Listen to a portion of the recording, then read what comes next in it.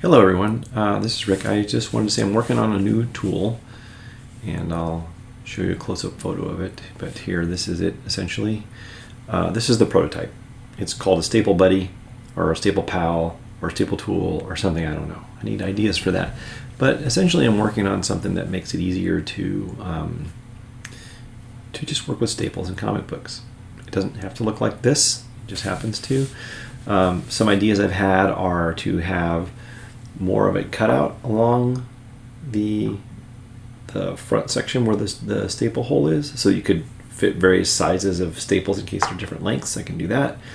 I can have two holes that are exactly 12.4 millimeters apart, which is the standard distance to kind of slide them in and just form the thing straight, but they're varies from comic to comic, so we want a little bit of flexibility there.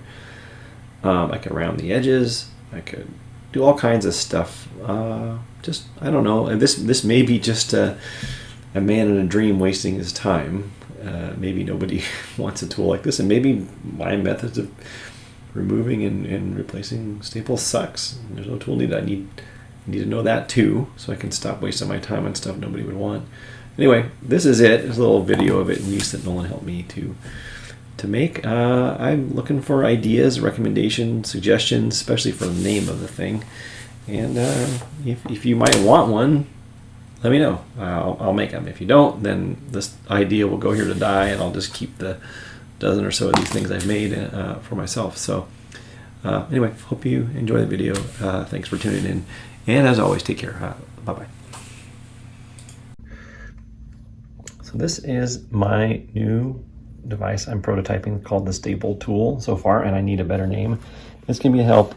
It's going to help to remove and to replace a little bit, to replace staples. It's not, that line is in the middle of the hole and the hole is not correctly placed, but this is some of the prototyping I'm doing, and I welcome ideas or suggestions, especially a name for it. So Nolan's going to help me film it, practice use on this Ghost Rider number 13 book with Karen Page from Daredevil. Who knew, right? So you ready to help, Nolan? Yep. All right. Okay, so here's how you use it. The gist of it is that you want to use it initially and there's a little line here to help guide you to hold one end of the staple down. And then I'm using this tool here, and I'm going to lift this up like that. Okay.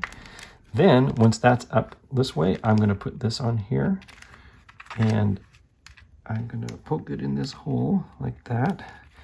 And actually it's meant to go this way. And this what you're doing here with this part, you're holding this here. I'll show you. This part is holding the other side of that staple down so that you can lift this without pulling up on the outside of the book. It goes like that. And then these are kind of straightened out. That holds it. Then what I'm going to do is push both sides of this thing, this skinnier end here, onto these staples at the same. This will help me push on them at the same time so they're not coming out differently. Let's see here. There it goes. And then I'm going to grab this from the other side with the tool here, and I'm going to just lift the staple out. There's the staple, all done.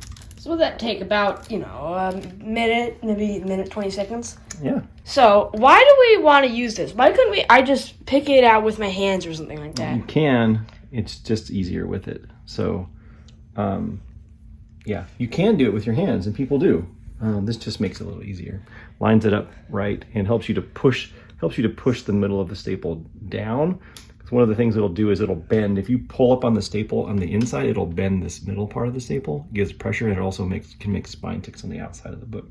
No, like spine ticks. No, they don't. So one of the things I'm going to do here, Nolan, is feel my hands, is I'm going to straighten this staple back out. So I'm going to just put it on here. I have this line here to help guide me a little bit, and I'm just going to make that straight. And then I'm going to flip the other side around here and make this straight. Instead of giving it an exact distance, because they aren't all exactly 12.4 millimeters apart, but there we go. That's like this, and it should be the right size to go back in there.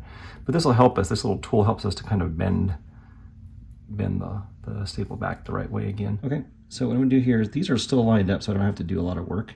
Just pop it back in the holes there, and I'm going to hold the staple here, and it works similarly the other way, right? I'm just gonna push this down there, hold it so that I'm not forcing the, actually the other way around with the line on the bottom.